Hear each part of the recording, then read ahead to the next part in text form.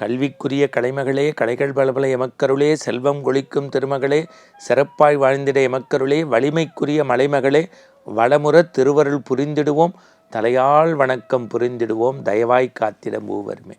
அஷ்டலக்ஷ்மிவாங்கள்ல, தனலக்ஷ்மி, தைரியலக்ஷ்மி, விஜயலக்ஷ்மி, வீரலக்ஷ்மி, அஷ்டலக்ஷ்மியும் ஒவ்வொருவருடைய இல்லத்திலும் குடிபுகுந்து உள்ளத்தை ஆண்டு இல்லத்தை உய்விக்க வேண்டும் என்று பராசக்தியினுடைய பாதத்தை பற்றி இன்றைய நிகழ்வுக்குள் செல்கின்றோம். நிறைய நேயர்கள் ஜெயா டிவியில் பார்க்குறீங்க.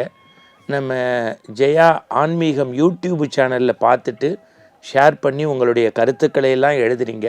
அத்தனை நல்ல உள்ளங்களுக்கும் நான் நன்றி சொல்ல கடமைப்பட்டிருக்கின்றேன்.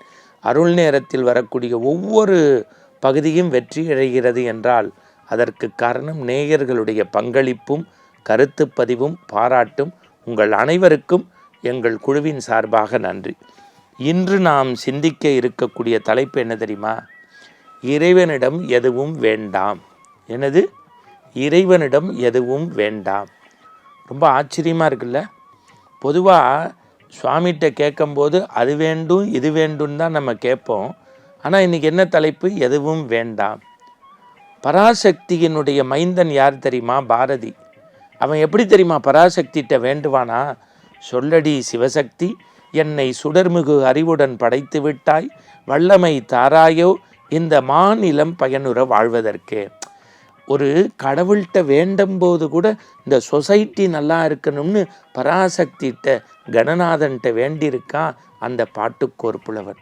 அப்போ என்னென்னா, நம்ம இப்போ சுவாமிகிட்ட போகிறோம், சிவபுராணம் பாடுவோம். உங்களுக்கு தெரியும், நமச்சிவாய வாழ்க நாதன் தாழ் வாழ்க இமைப்பொழுதும் வேண்டிட்டு என்ன கேட்போம்? அப்பா எப்படியாவது இந்த வருஷத்துக்குள்ளே என் மகளுக்கு ஒரு திருமணம் நடக்கணும். அது இயல்பு. திடீர்னு ஒரு அம்மா வருவாங்க, துர்கைக்கு ஒரு விளக்க போட்டு எப்படியாவது என் பொண்ணுக்கு வயத்தில் ஒரு புழுவோ பூச்சியோ உண்டாகணும்பாங்க. திடீர்னு ஒருத்தர் வருவார், அனுமனுக்கு வடமாலை சாத்திட்டு என் பையனுக்கு எப்படியாவது ஒரு வேலை கிடைக்கணும் அப்படிம்பாங்க. இன்னும் சில பேர் வருவாங்க, ரொம்ப ராமருக்கு துளசி தீர்த்தத்தால் அபிஷேகம் பண்ணி பன்னீரால் எல்லாம் பண்ணி பெரிய துளசி மணி மாலையை போட்டு எப்படி வேண்டிப்பாங்க? எப்படியாவது எங்கள் வீட்டுக்காருக்கு ஒரு ப்ரமோஷன் கொடு. இன்னும் சில பேர் கடவுள்கிட்ட எங்களுக்கு சொந்த வீடு கொடு. நம்ம ஒரு 10-15 கோரிக்கை வச்சுருப்போம். வீடு, வாசல், பேங்க் பேலன்ஸு, பொண்ணுக்கு கல்யாணம், பிள்ளைக்கு வேலை, கல்யாணமானவங்களுக்கு குழந்தை, சராசரியாக சுற்றி சுற்றி சுற்றி சுற்றி மலரை சுற்றுற வண்டு மாதிரி சாமியை சுற்றுற மனுஷன் இதைத்தான் கேட்போம். தப்பே இல்லை, தப்பே இல்லை. ஒன்று சொல்லட்டுமா? எந்த சாமிகிட்டையும் அது வேணும் இது வேணும்னு நம்ம கேட்குறத விட எனக்கு என்ன வேணுமோ நீனா கொடுன்னு சொன்னால் சாமி பல மடங்கு கொடுப்பாரா. நம்மளா கடவுள்கிட்ட கேட்டால் நம்ம தகுதிக்கு தான் கேட்க தெரியுமா. கடவுளாக கொடுத்தா அவர் தகுதிக்கு கொடுப்பாராம். இதை நான் சொல்லலை, எல்லா பற்றையும் துறந்த பகவான் ராமகிருஷ்ண பரமஹம்சர் தன்னுடைய வாழ்வியல் நூலில் எழுதுகிறார். ஒரு அற்புதமான மகாராணி இருந்திருக்காங்க.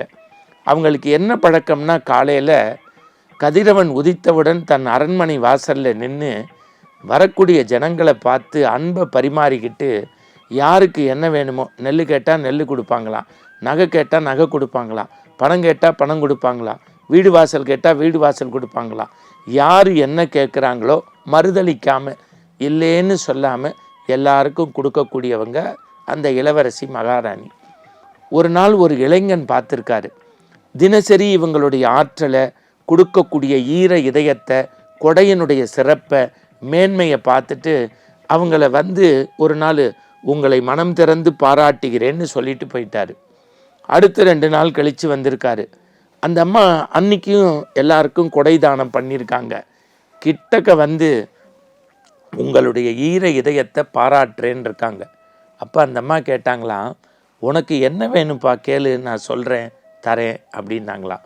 அவன் சிரிச்சுக்கிட்டே சொன்னானா, இளவரசி மகாராணி, அடுத்த வேளை சோத்துக்கு எனக்கு வழி கிடையாது, ஆனால் நான் ஆண்மையுள்ள கம்பீரமான இளைஞர், உன்னுடைய கொடை திறத்தை உங்கள் அருகிலேருந்து வாழ்த்தி பாராட்டணும்னு நினச்சேன்.